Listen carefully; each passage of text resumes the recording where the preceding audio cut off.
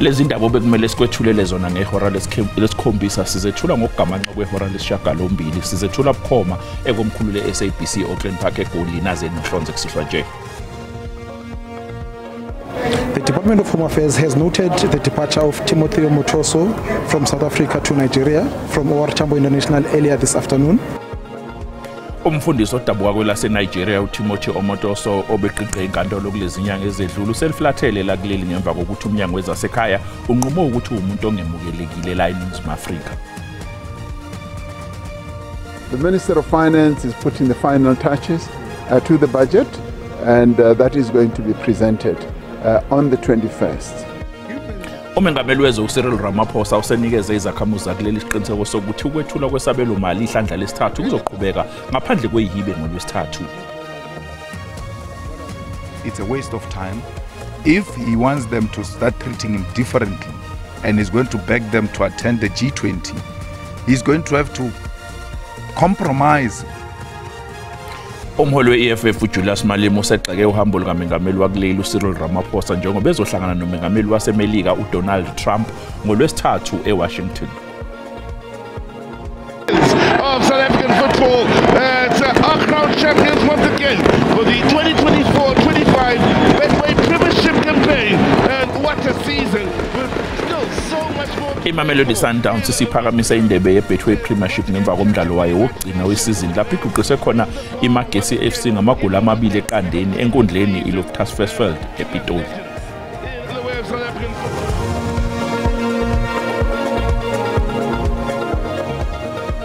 Nabesikhukhulana nesikandaba esikhukhuloba mesebetshatha bazisaze sababeke inkwazini zomfula einkwazini zothukela siyakhuleka nabezinyane lengezekeze.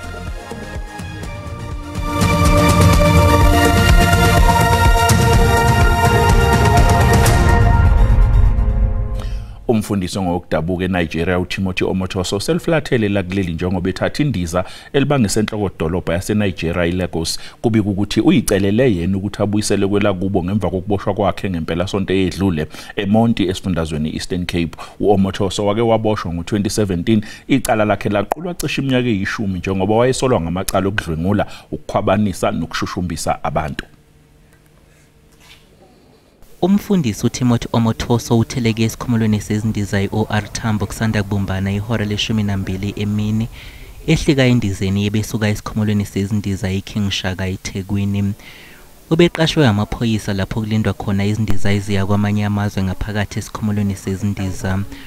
Umnyango wezasekhaya uqinisekisile ukuthi uOmotoso ngeke avumeleke ukungena kuleli kuze kuphele iminyaka emihlanu. The Department of Home Affairs has noted the departure of Timothy Omotoso from South Africa to Nigeria from OR Tambo International earlier this afternoon. This comes after the Minister of Home Affairs rejected an application submitted by Omotoso in terms of Section 87 of the Immigration Act that sought to overturn an earlier decision of the department to declare Omotoso a prohibited person. uOmotoso uzicelele yena ukuthi abuyisele kwela kubo ngemuva kokuboshwa kwakhe ngempela sonto eyedlule eMonti ngokwephula umthetho wabo kufika kuleli. The South African immigration authorities realized that Omotoso doesn't have a legal status in the country, and it's for that reason that we are in effect an arrest last week Saturday in East London. And the reason why we affected that arrest was simply because the person did not have a status in the country.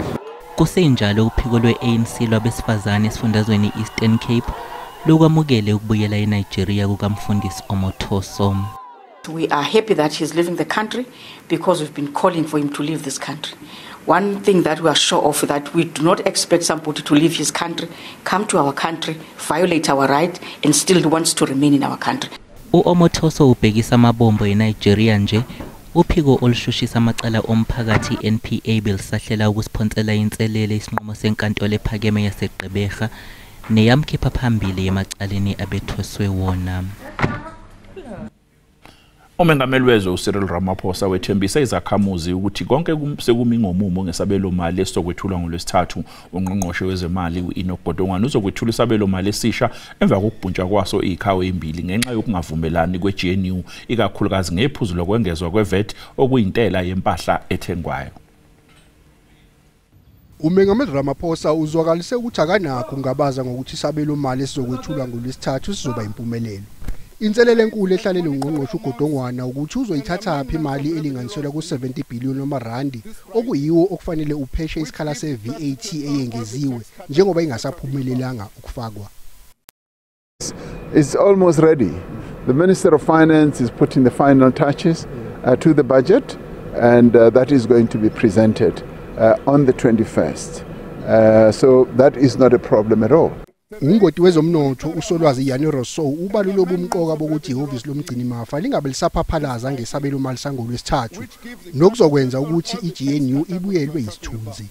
The National Treasury's image, credibility has been done serious damage. The National Treasury cannot successfully, after 2 attempts, submit a budget. They really have to do serious introspection to see where things go wrong and make sure that something does not happen again going forward. Umgcini mafa kahulumeni uphokophelele ukuletha uzinzo emabhukweni ezemali yabakhokhintela ngesikhathi ezama nokuqinisekisa ukuthi umnotho wezwe ukhula ngezinga elifanelekile ngokunjalo nokubhekelelwa kwalabo abahola ngokwesilinganiso esiphansi.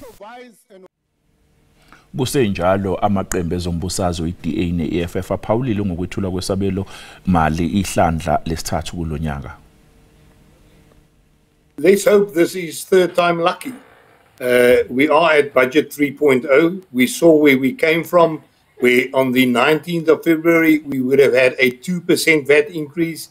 Then on the 12th of March it would have been a 0.5% VAT increase now, and next year another 0.5%.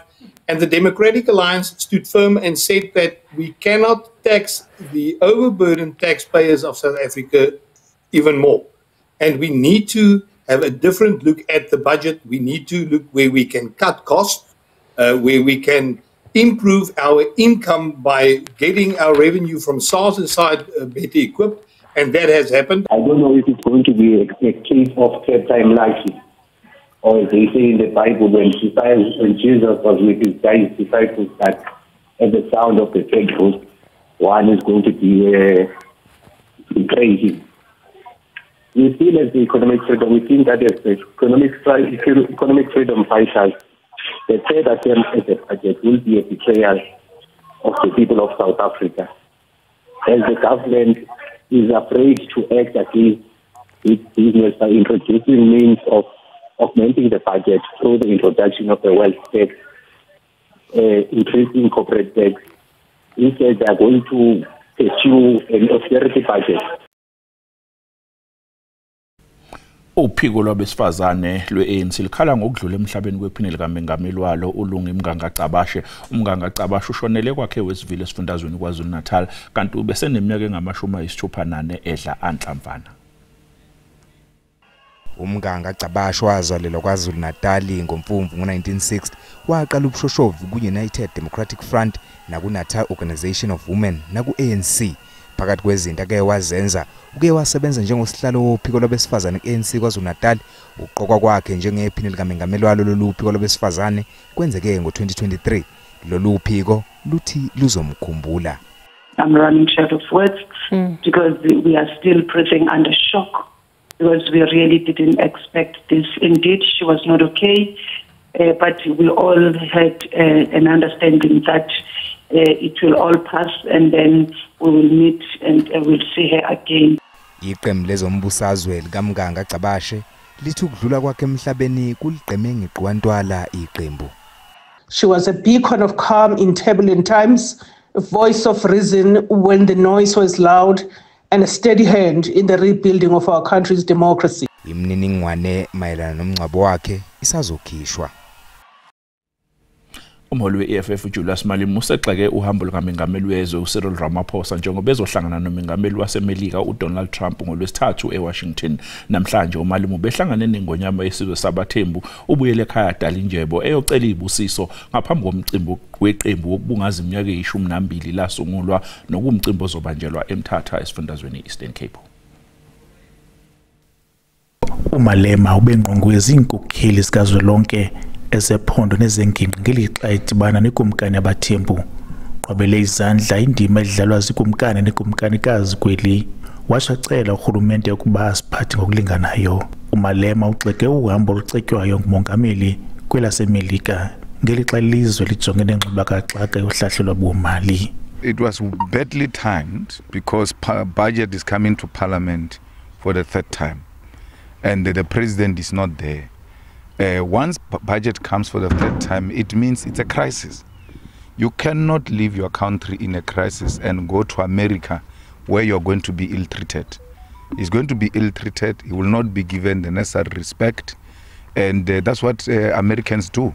uMalema ukholwa ukuba olutyelelo yinkcitha xesha. It's a waste of time.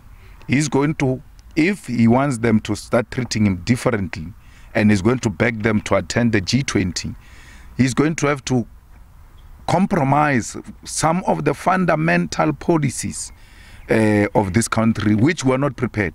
If he does that, he must not come back. He must stay there with those 49 Afrikaners already. He must also stay there because he can't compromise our sovereignty for political expediency. Kusenjalo ikumkani yabathembu nayo ivakalise ungaqini komnqwazi ngolu hambo lukamongameli. Every time our president goes to the West, we worry if he's not going to fetch new instructions, new tactics and new orders of how to steal and siphon our minds, our wealth, and how to abuse our labor. Ndinkululo kunyembiso indaba ze-SABC eMthatha.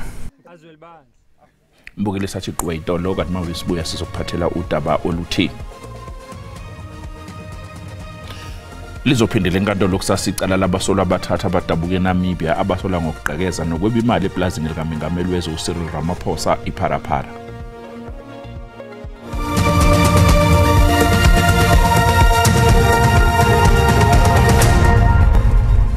Asibingelele mbukeli uma ngibusanda kungena udabeni oluphambili besibike ukuthi umfundisi odabuka kwelaseNigeria uTimothy Omotoso obeqiqe inkantolo lokulinyanga ezedlule useliflathele lakuleli ngemva kokuthi umnyango wezasekhaya unqume ukuthi umuntu ongemukelekile kulelizwe.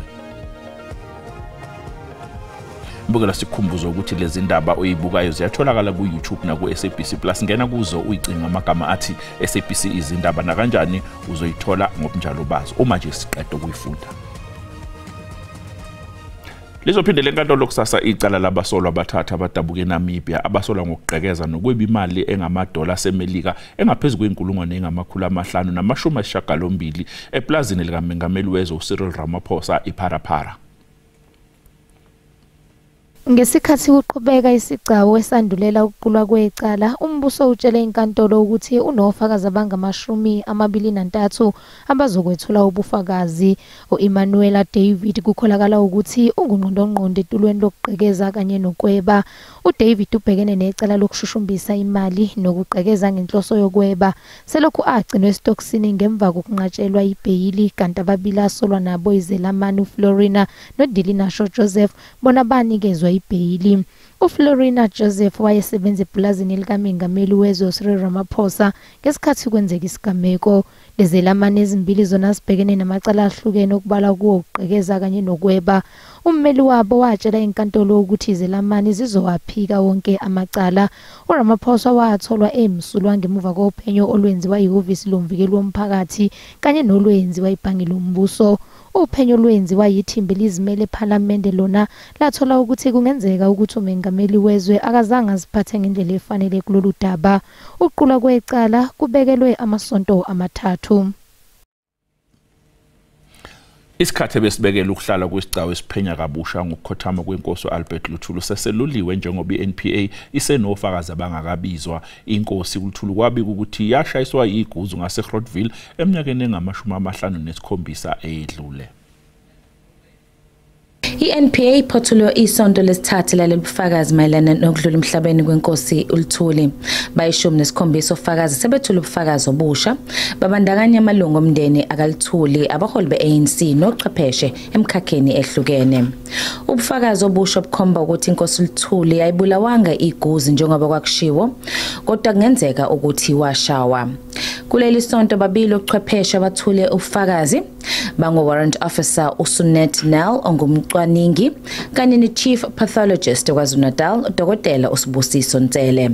Bobabili bathula ubufakazi obuthi ukushona kwenkosi uLuthuli kwangayona ingozi. The calculations are significant in showing that there was sufficient time for the perpetrators to have assaulted the deceased and subsequently carried his body across the bridge from the north to the south before the locomotive would have crossed the bridge. Dr. Ntsele ucwaninge yonke imbiko mayelana nezingozi ayinazo uLuthuli uthi lokho kuvezwa ukuthi akayishayiswanga igozi. The following shortcomings evident on the post-mortem report have been noted. The injuries on the post-mortem examination report are grouped without providing specific distinctive detail. Bobabili labochwephesha bathi uLuthuli washawa. NPA kulindeleke ukuthi bize abanye ofakazi njengoba sesengeziwe isikhathi sokuthula kobufakazi kuze kube maphakathi noJohn. Kwezindaba ze-SABC ngingu-Ayanda Mhlongo eMgungundlovu. Ukushona kaDokotela oneminyaka engama-25 ubudala uAlulutho Mazwe esibhedlela iPrince Mshiyeni Memorial eMlazi eNingizimu yeTheku kushaqise abantu abaningi emkhakheni wezempilo. Usihlalo weSouth African Medical Association uDokotela Mvuyisi Mzukwa naye usephawulile ngalesigameko.